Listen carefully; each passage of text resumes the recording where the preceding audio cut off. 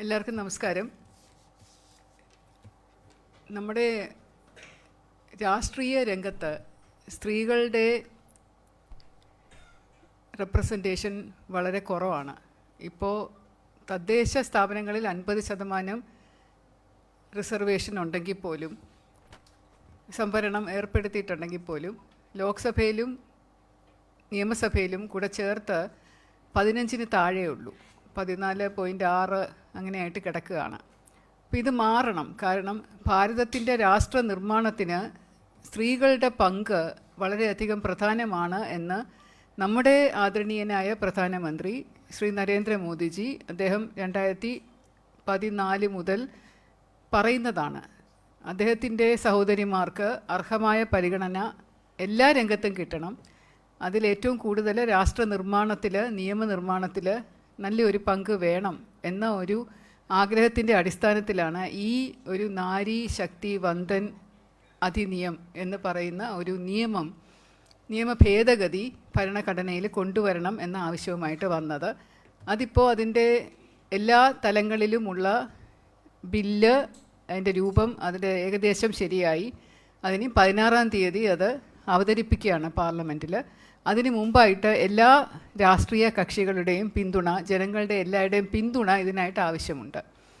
അപ്പോൾ അതിൻ്റെ ഒരു ചെറിയ പശ്ചാത്തലം പറയുകയാണെങ്കിൽ, നമ്മുടെ ഭാരത ഭരണഘടനയിൽ സ്ത്രീകൾക്ക് തത്തുല്യ സ്ഥാനം എല്ലാ മേഖലയിലും പുരുഷന്മാരോടൊപ്പം കൊടുക്കുന്നുണ്ടെങ്കിൽ പോലും പ്രത്യേക നിയമം ഇല്ലാത്തത് കൊണ്ട് ലോക്കൽ ഗവൺമെൻറ്റിനും, അതായത് പഞ്ചായത്ത് തലത്തിലും മുനിസിപ്പൽ തലത്തിലുമുള്ള അഡ്മിനിസ്ട്രേഷൻ്റെ സമയത്തോ അല്ലെങ്കിൽ നിയമസഭയിലോ ലോക്സഭയിലോ ഒന്നും സ്ത്രീകൾക്ക് അതിൻ്റേതായിട്ടുള്ള പങ്കുണ്ടായിരുന്നില്ല.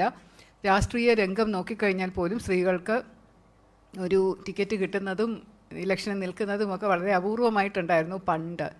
അതിന് ശേഷമുള്ള 73-ഉം 74-ഉം നിയമസഭാ ഭേദഗതികൾ വന്നതിന് ശേഷമാണ് 33% സംവരണം തദ്ദേശ സ്ഥാപനങ്ങളിൽ വേണം എന്നുള്ളൊരു നിയമം വരികയും അതനുസരിച്ച് 1995-ലെ തിരഞ്ഞെടുപ്പ് കേരളത്തിൽ വന്നപ്പോൾ 33.5% സ്ത്രീകളെ വെച്ചുകൊണ്ടാണ് അന്നത്തെ തദ്ദേശ തിരഞ്ഞെടുപ്പ് നടത്തിയത്. അതിന് പിന്നീട് 50% വരെ ആക്കാമെന്നുള്ള ഒരു സർക്കാർ കേന്ദ്രത്തിൽ നിന്ന് ഉത്തരവ് വന്നതിൽ പിന്നെ പല സംസ്ഥാനങ്ങളും 50% ആക്കുകയും അങ്ങനെ 2009-ൽ കേരളത്തിലും 50% റിസർവേഷൻ വെച്ച് തദ്ദേശ സ്ഥാപനങ്ങളിലെ ഇലക്ഷന് തിരഞ്ഞെടുപ്പിൻ്റെ സമയത്ത് കൊടുക്കുകയുണ്ടായി. അപ്പോൾ ഇപ്പോൾ നമ്മൾ കാണുന്നത് എന്താണ്? വളരെ നല്ല രീതിയിലാണ് തദ്ദേശ ഭരണം നടക്കുന്നത്.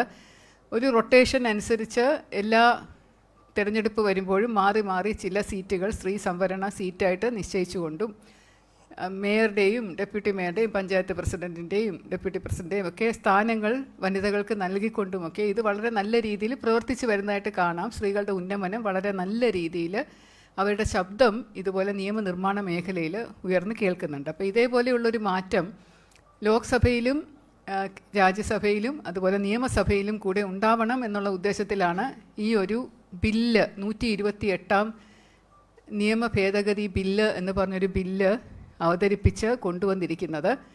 ഇത് 106-ാം അമെൻമെൻ്റായിട്ട് മാറും. നമ്മുടെ നിയമം ആയിക്കഴിഞ്ഞാൽ ഭാരത ഭരണഘടനയുടെ 106-ാം ഭരണ ഭേദഗതിയായിട്ട് മാറും. 33% സ്ത്രീ സംവരണം നിയമസഭകളിലും ലോക്സഭകളിലും ഉണ്ടാവണം എന്നുള്ള ഒരു കാര്യം വരും.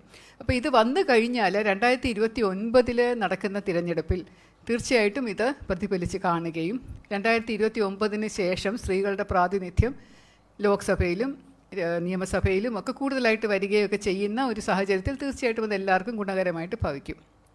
അപ്പോൾ ഇതിനൊരു സർവകക്ഷി പിന്തുണ വേണം.